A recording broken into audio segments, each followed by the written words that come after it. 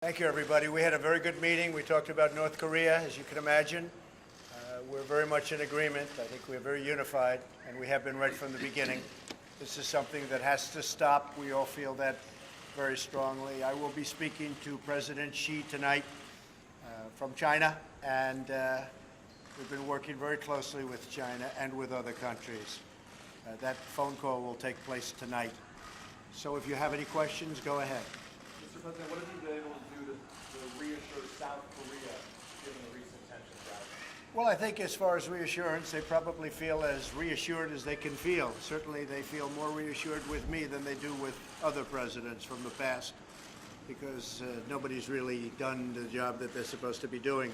And that's why we're at this horrible situation right now. And it is a very bad situation. It's a very dangerous situation.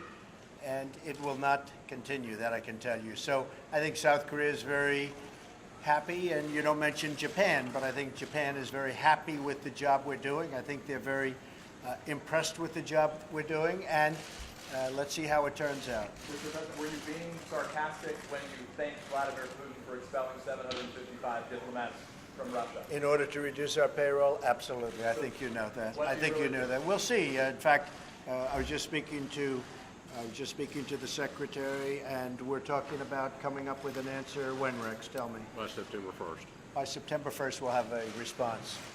But we have reduced payroll very substantially. Yes. Mr. President, a lot of Americans are on edge with this rhetoric going back and forth between the United States and North Korea. What can you tell them? What do you think tell them? You know what I can say? Hopefully it'll all work out. Okay? Nobody loves a peaceful solution better than President Trump, that I can tell you. Hopefully it'll all work out. But this has been going on for many years. Would have been a lot easier to solve this years ago before they were in the position that they're in. But we will see what happens. We think that lots of good things could happen, and we could also have a bad solution. But we think lots of good things can happen. What would be a bad solution, sir?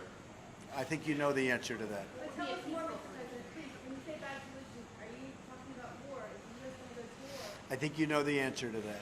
Is Iran abiding by the nuclear agreement in your view?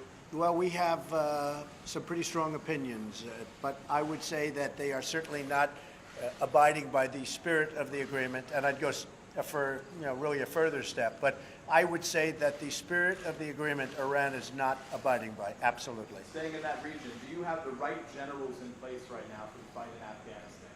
Well, we're going to make a determination, Peter, in a very short period of time as to Afghanistan. I've been looking at it. It's our longest war in history, 17 years. That's unacceptable. We will be making decisions, as you know very well. We're looking at that very closely. We talked about it a little bit today. We talked about Venezuela today also, by the way. Venezuela is a mess. It's a very dangerous mess and a very sad situation. But we talked about Venezuela also. We're a couple weeks into General John Kelly's time as your chief of staff. What have you done differently? What has he done to change the way you act, perhaps in the way that your White House acts? Well, I think General Kelly has done a fantastic job. He's a respected person, respected by everybody. Things have come together very nicely. And I have to say, I think probably, and I've gone through this a lot, but I think very, very few presidents have done what we've done in a 6-month period.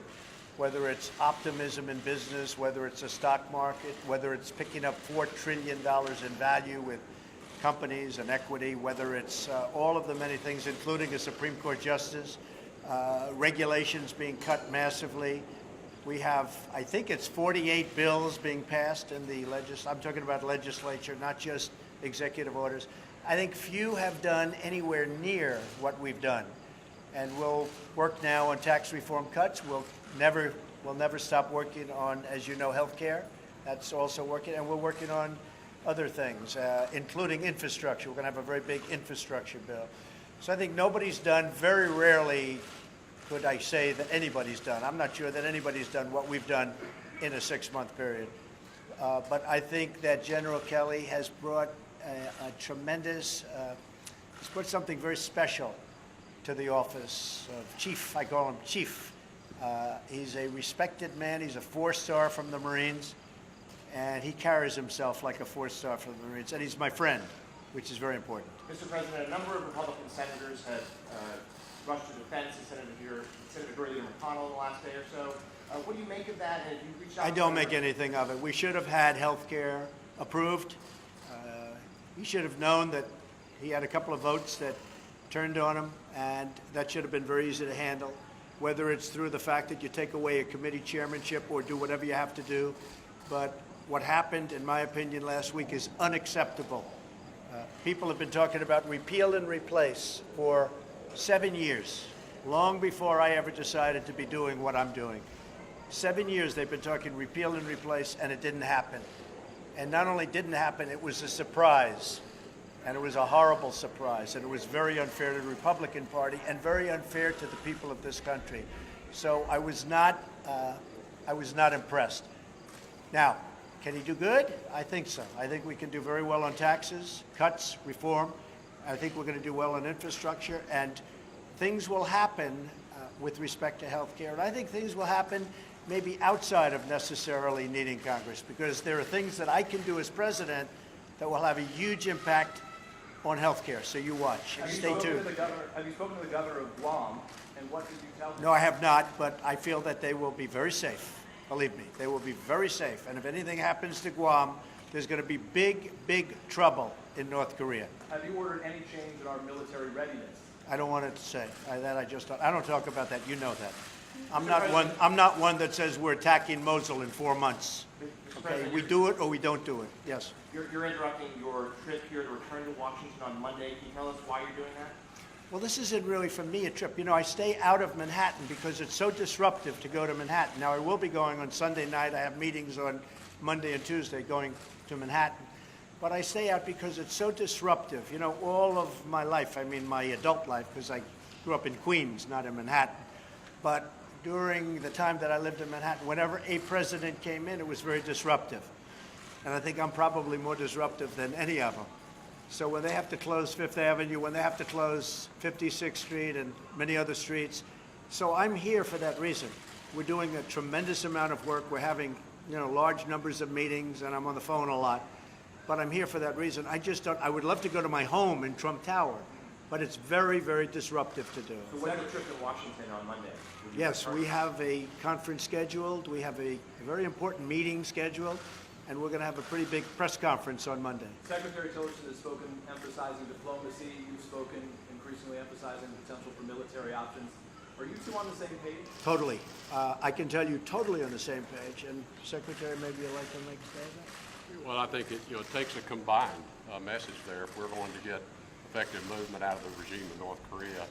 I think the President's made it clear he prefers a diplomatic solution. I think he responded to that in effect just a moment ago. And so I think what the President's doing is trying to support our efforts by ensuring North Korea understands what the stakes are.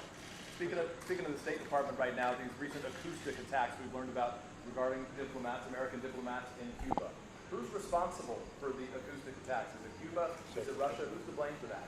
We've not been able to determine who is to blame. We do hold the Cuban authorities responsible for the safety and security of all of our people, just as every host country has a responsibility for safety and security of diplomats in their country. So we hold the Cuban authorities responsible for finding out who is carrying out these health attacks on not just our diplomats, but as you've seen now, there are other cases with other diplomats as well. What do you make of this awful situation of them losing their hearing, these American diplomats? It's awful. You just described it exactly correctly, which is why we're bringing people out. Can you tell us what you're considering for Venezuela? What options are on the table right now to deal with that? We have many options for Venezuela. And by the way, I'm not going to rule out a military option. We have many options for Venezuela. This is our neighbor. This is, you know, we're all over the world. And we have troops all over the world in places that are very, very far away. Venezuela is not very far away. And the people are suffering. And they're dying. We have many options for Venezuela, including a possible military option if necessary. That would be U.S.-led, President? Say?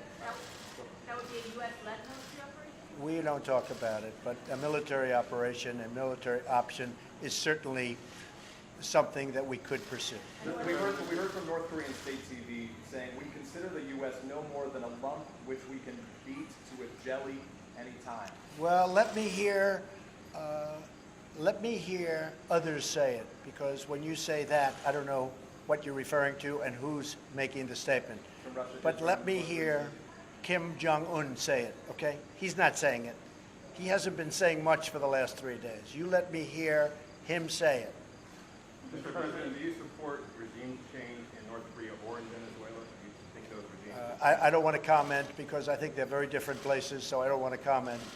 But I support peace, I support safety, and I support having to get very tough if we have to protect the American people and also to protect our allies. Do you think your vice president will be a candidate for president in 2020? I don't think so. No, I don't think so at all. He's a good guy. He's just, as you know, he's left for Colombia and various other places. He's been terrific. He's been a great ally of mine and a great friend of mine. Are you considering further economic sanctions against North Korea? Yes, we are.